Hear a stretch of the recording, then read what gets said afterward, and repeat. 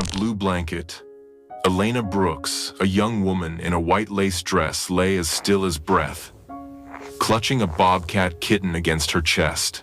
For 12 days, she had returned to this exact spot, becoming a living statue in the grass. The tiny, spotted creature Orion had chosen her, climbing onto her with all the innocent trust it possessed. But Elena was not alone. From the dark thicket, Naira, the mother bobcat, emerged. She stopped just a few steps away, her eyes locked on the scene before her.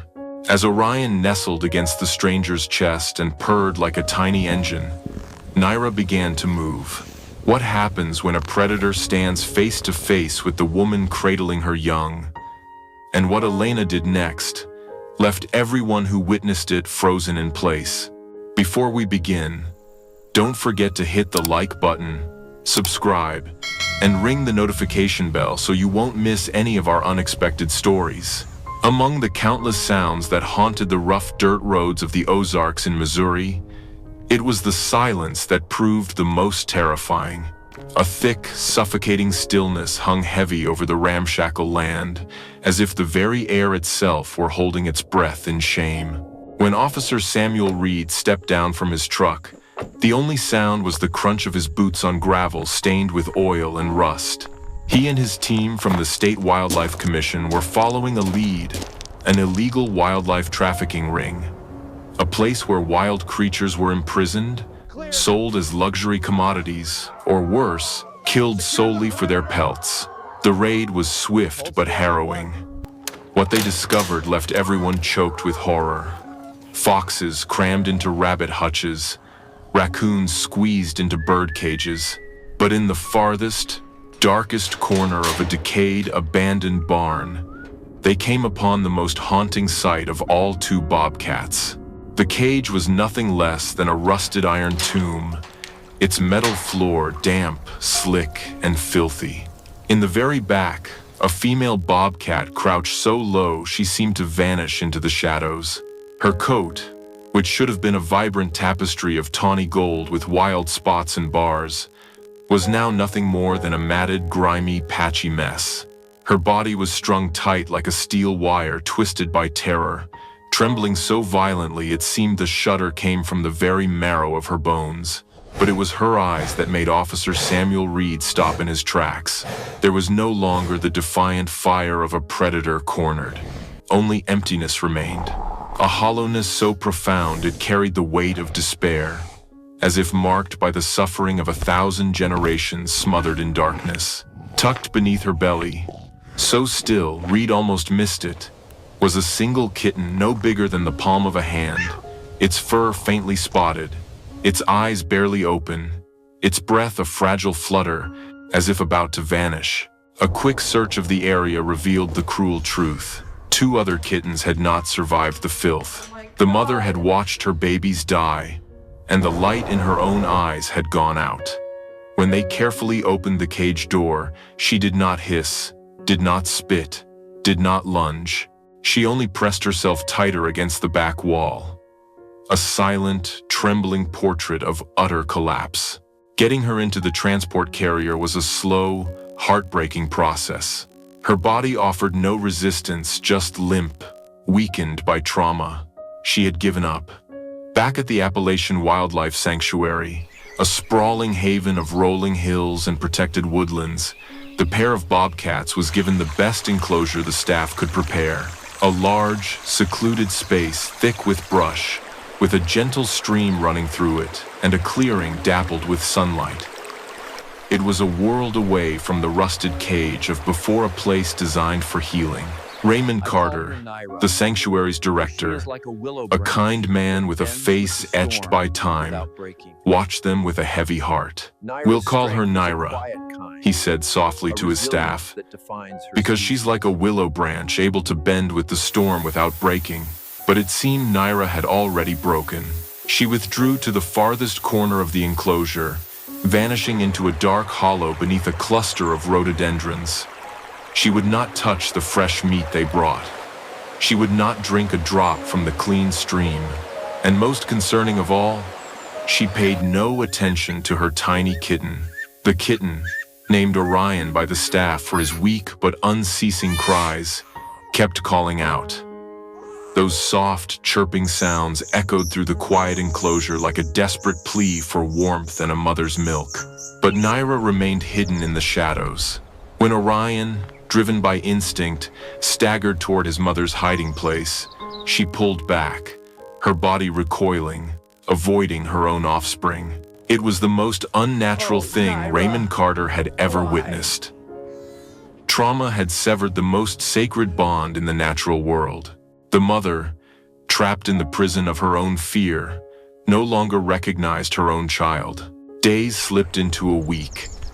The staff had to intervene, feeding Orion's special formula from a tiny bottle, a necessary but heartbreaking measure that only pushed him further from his mother. Raymond knew time was running out. A bobcat kitten raised by humans would likely never return to the wild. And a mother who rejected her own blood was a soul lost in the desert of her own mind. That was when he picked up the phone. "Elena," he said into the receiver, his voice taut with urgency. Elena, "I have a case for you, and it's worse than anything I've ever seen." Elena Brooks arrived the next morning, her old pickup truck kicking up a cloud of dust along the long dirt road leading into the sanctuary. She was nothing like the usual image people had of a renowned wildlife behaviorist. There were no dramatic gestures, no whispered commands, only a profound stillness, an aura of quiet patience that animals seemed to sense on a primal level. Elena appeared simple, yet striking, her light brown hair with golden highlights falling softly over her shoulders, catching the warm glow of the morning Sunday. Most of the time, her long hair was tied neatly back, and her eyes, blue like a summer sky, always held a calm, observant depth. Elena Brooks had seen trauma before in bears rescued from roadside circuses, in eagles with gunshot wounds, in wolves who had lost their packs. But when Raymond Carter led her to the enclosure and she saw the ghost of a bobcat hiding in the shadows, Elena's heart ached. She watched as a staff member brought a bottle to Orion, who let out weak, chirping cries. The kitten drank greedily, but his eyes kept darting toward the rhododendrons where his mother, Naira, lay hidden. "She won't look at him, won't nurse him. It's like the connection is just gone," Raymond explained, his voice rough with worry. "We can't get near her, and she's wasting away. I'm afraid we're going to lose them both, but in different ways." Elena stood there for a long time, saying nothing, quietly observing the invisible gap between mother and child. She saw the unseen wall of fear that Naira had built around herself, a wall far too high for a tiny kitten like Orion to climb. "I have an idea," Elena Brooks finally said, her voice low and steady. "It's unconventional. It might not work, but they had to try a different path." The next morning, Elena entered the enclosure alone. She carried no food, no equipment, no nets or poles. In her hands was only a single large, soft blue blanket, calm and still as a mountain lake. She walked to the center of the grassy clearing, far enough from where Naira was hiding, but still clearly in her line of sight. She spread the blanket on the ground, lay on her side, and waited. She did not look toward the thicket. She made no sudden moves. She simply lay there, a quiet, harmless presence in the landscape. For hours, nothing happened. The sun warmed her back. A gentle breeze rustled through the leaves. The only sounds were the distant calls of birds and the low hum of insects. From the shadows, Elena knew two golden eyes, tense and terrified, never left her. She repeated this for 3 days. Each morning, she would come, spread out the blue blanket, lie down, and wait until the afternoon sun dipped behind the mountains. Elena became part of the scenery, steady and predictable, like the arc of the sun across the sky. Naira remained hidden, a silent sentinel in the fortress of fear she had built for herself. The staff continued to bottle feed Orion, their hopes dwindling with each passing day. On the 4th day, Sunlight filtered through the leaves, and the blue blanket stood out against the spring grass.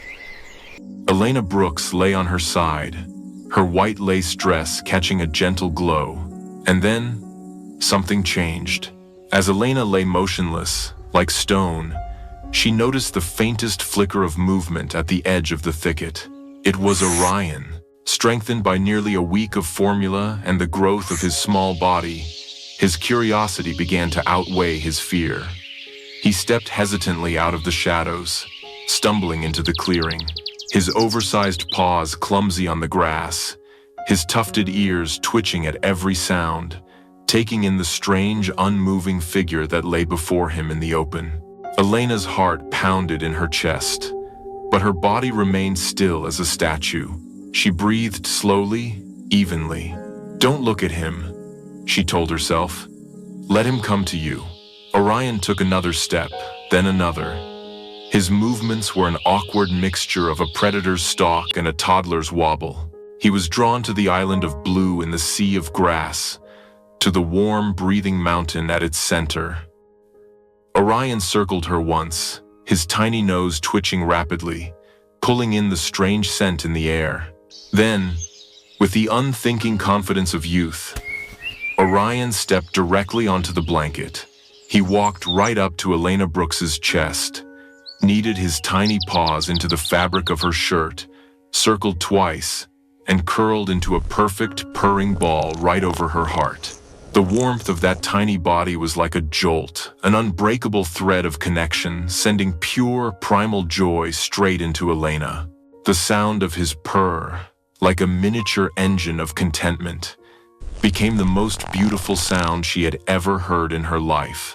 She stayed completely still, her entire being focused on that fragile weight, a precious trust she could not bear to break.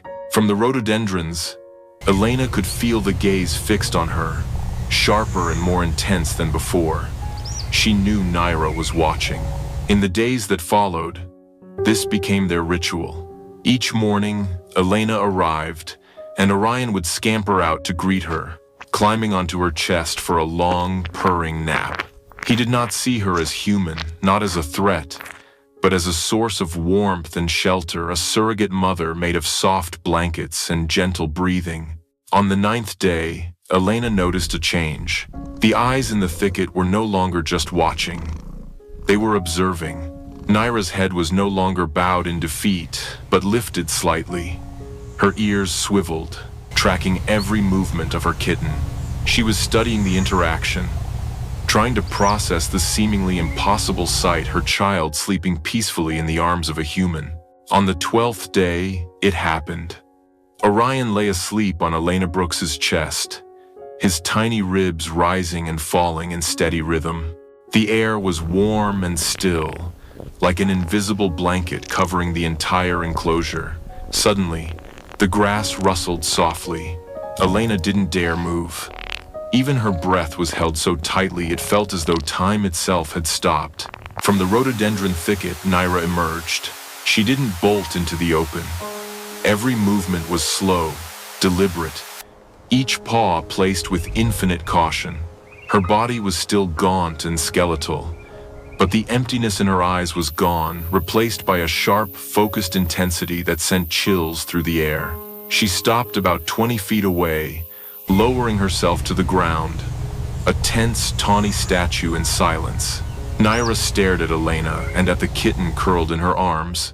The air grew thick, not with fear, but with something far more complex. It was an assessment, a test. Elena Brooks kept her gaze soft, her eyes averted. She could feel the weight of the mother's stare, a heavy, undeniable presence. On her chest, the tiny warmth of Orion was like a fragile bridge connecting two distant worlds. Those silent minutes stretched out like hours. Naira was not looking at a predator before her. She was looking at the being her own child had chosen for comfort. The one who had done nothing but remain quietly present, patient as shade on a scorching day. Then Elena felt a shift. A subtle easing so delicate it was almost imperceptible within the wave of tension that filled the air. A presence was closer now. Slowly, so slowly, it was nearly impossible to detect. She turned her head. Naira was standing right in front of her, only a few steps away. The closeness sent a surge of adrenaline flooding through her, her heart pounding like a war drum. But Elena kept her body still, her breathing steady. The mother bobcat stood there, close enough for her to see the faint, ghost-like rosettes on the dark fur, and the delicate twitch of the black tufted ears standing erect. Naira looked from Elena Brooks's face to the sleeping kitten, then back again. The eyes that had once been hollow now held something ancient and profound. It wasn't acceptance, not yet, but it was recognition. She had never truly abandoned her child. She had always been watching, waiting, letting her kitten be the scout into this strange new territory. And Orion had shown her that this human was not a threat. Naira held that gaze for a long moment, then turned and melted back into the shadows, as silently as she had appeared. Elena finally released the breath she hadn't realized she'd been holding. Her eyes blurred with tears, her chest heavy yet unburdened. This was the breakthrough she had prayed for. The next morning, when Elena laid out the blue blanket, she also placed a small bowl of fresh chicken a few yards away. As usual, Orion ran to seek the familiar warmth. An hour later, Naira emerged. She ignored Elena's presence, her gaze locked solely on the bowl. After a long and tense moment, she slowly crept forward. And then, for the first time since her rescue, Naira ate. She did not gorge herself. She ate with delicate caution, a restrained hunger, her eyes constantly flicking back toward Elena Brooks and the kitten. But she ate. And that was a monumental victory. From that day on, the wall of trauma began to crumble. Stone by stone, Naira started coming out of hiding more often. She would sit at a safe distance, quietly watching Orion play around Elena, batting at the tassels of the blue blanket as though they were tiny prey. One afternoon, after Orion had tired himself out and fallen asleep in Elena's lap, Naira approached. She did not look at Elena. She lowered her head and gave Orion a firm lick on the top of his head, then another. Orion stirred, waking up, his eyes opening wide to look at his mother. A small questioning mew escaped him. In response, Naira lay down beside him, curled her body around her son, and began grooming him with devoted, loving licks. Elena sat perfectly still, a silent witness to a miracle. The severed bond was being stitched back together, each fragile, trembling thread full of hope. Weeks turned into 2 months. The blue blanket had become neutral ground, where a strange family crossed the boundaries of species to heal and grow together. Naira's coat grew thick, sleek, and healthy. Her body filled out, and the golden light fully returned to her eyes. She remained wary of humans, but she had accepted Elena Brooks's presence as part of her and Orion's new life.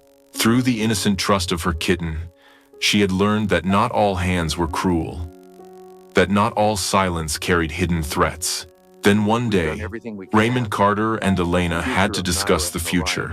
They're both healthy, Raymond said, his eyes fixed on the bobcat mother and son playing in the sunlight.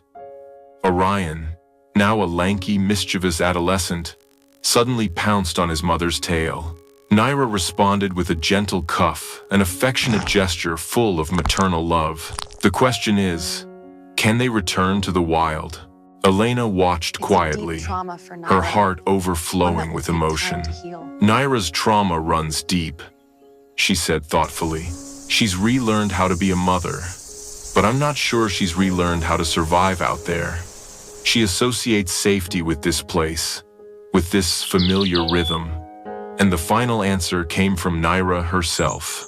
A few days later, Elena was sitting on the blue blanket, reading a book, while Orion napped in a patch of sunlight nearby. Naira, who had always kept a safe distance before, this time walked straight up to her. She stopped beside Elena Brooks, hesitated for a moment, and then did something that made Elena's breath catch in her throat. Naira leaned over and brushed her entire body against Elena's arm. A gentle, deliberate touch. It might have been the familiar gesture of a house cat showing affection, but coming from a wild soul reborn, it was a profound declaration of trust. Then she lay down on the grass, between Elena and Orion, both a guardian and a companion, and closed her eyes. In that moment, the decision was made. They would stay. The sanctuary would build them a larger, permanent forested habitat, a true wild home where they could live out their days together in peace and safety. Naira would never again have to face the cruelty of the outside world, and Orion would grow up under the watchful eyes of the mother he himself had helped save. Elena continued her visits, though less frequently, as the bond between mother and son had become as strong and unbreakable as any force of nature. Sometimes, she would simply stand at the edge of their new habitat and watch in silence. She would see Orion, now nearly grown, chasing a butterfly through the undergrowth, and Naira, slender yet powerful, watching from a high ledge, the perfect image of a proud and wild mother. The blue blanket was finally put away, its purpose fulfilled. But Elena knew that its invisible threads had been woven into the story of this family. A story of how a quiet presence, a child's innocent trust, and a mother's enduring love could heal even the deepest of wounds.